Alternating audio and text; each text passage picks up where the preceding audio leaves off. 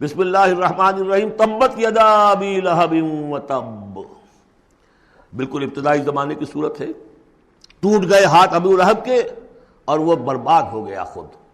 واقعہ یہ ہے کہ جب حضور پر وہ آیت نازل ہوئی جو ہم نے پڑھی ہے سورہ ہجر میں، فاصدع بما تؤمر، پہلے 3 سال تک آپ نے دعوت جو دی ہے وہ لو کی، جسے ہم کہیں گے، کبھی بھی آپ کی دعوت انڈر گراؤنڈ نہیں تھی، اس کو تو سمجھ لیجئے، یہ تو لفظ استعمال کرنا ہی غلط ہے، لو کی۔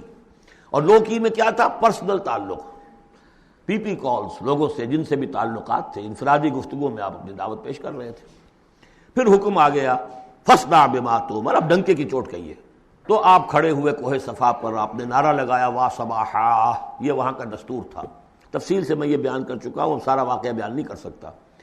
تو اس وقت لوگ لپک کر آئے اور ابو لہب بھی آیا، آپ کا چچا۔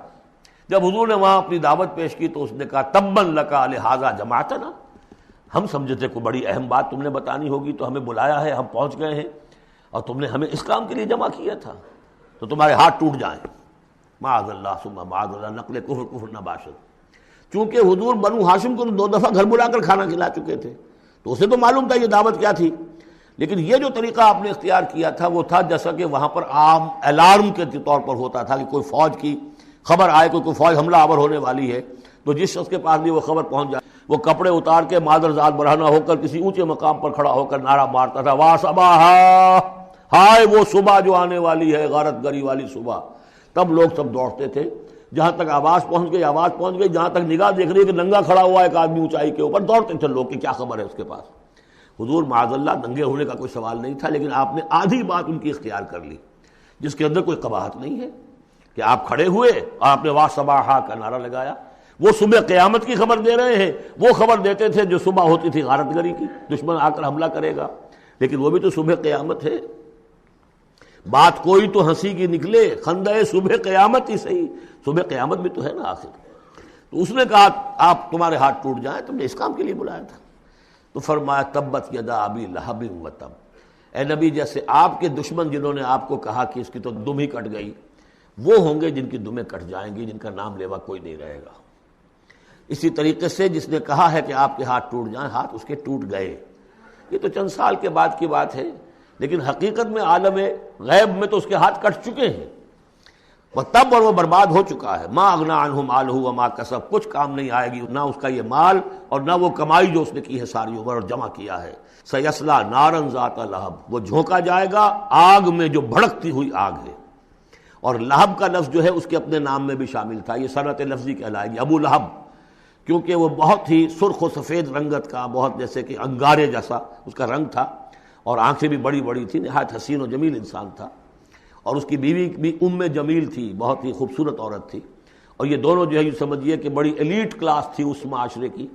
اس کے پاس منصب تھا، یہ خزانہ، وزیر خزانہ تھا حرم کا، چنانچہ اس کے بارے میں مشہور تھا کہ اس میں سے اس نے سونے کے بنے ہوئے ہرن چرا لیے ہیں۔ اخلاقی طور پر اس کا جو ہے وہ بدنامی اس درجے کی تھی، لیکن یہ کہ حرم کا خزانہ جو تھا وہ اس کی تحویل میں تھا، تو بڑا اونچا منصب دار تھا۔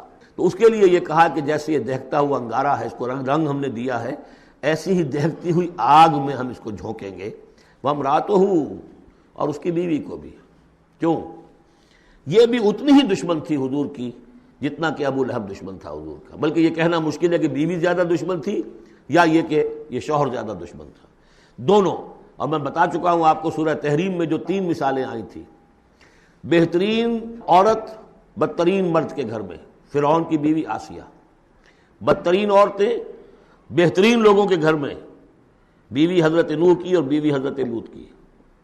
ایک وہ جو نیک سرشت تھی اور نبی کی گود میں پلی، وہ حضرت مریم سلام علیہا، اور یہ بدترین شوہر اور بدترین بیوی۔ وامرأتہ حمالۃ الحطب، جو اٹھانے والی ہوگی ایندھن کو۔ عام طور پر لوگ سمجھتے ہیں کہ وہ بخیل تھی، وہ ایندھن لے کے آیا کرتی تھی، یہ بات نہیں تھی، وہ بڑی اس معاشرے کی جو ہے وہ بڑی، جس کو آپ فرسٹ لیڈی کہتے ہیں، اس طرح کی خاتون تھی۔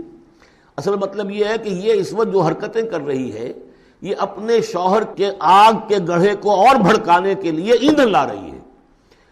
فی جیدہا حبل من مسد، اس کے گلے میں جو یہ ہار پڑا ہوا ہے موتیوں کا، حقیقت میں یہ اس رسی کے مانند ہے جس رسی کے اوپر یہ اب جائے گی آخرت کے اندر، تو وہ لا کر ایندھن اسے باندھ کر اور جہاں شوہر جل رہا ہوگا وہاں پہ اس کو ڈالے گی اور دہکائے گی اس آگ کو۔ یہ ہے مراد اس سے کہ در حقیقت وہ اٹھائے گی وہاں حطب لکڑیاں، اور فی جیدہا حبل من مسد، اس کے گلے کے اندر یہ جو ہار ہے یہی اس کی رسی بن جائے گا۔ بارک اللہ لی ولکم فی القرآن العظیم ونفعنی وإیاکم بالآیات والذکر الحکیم۔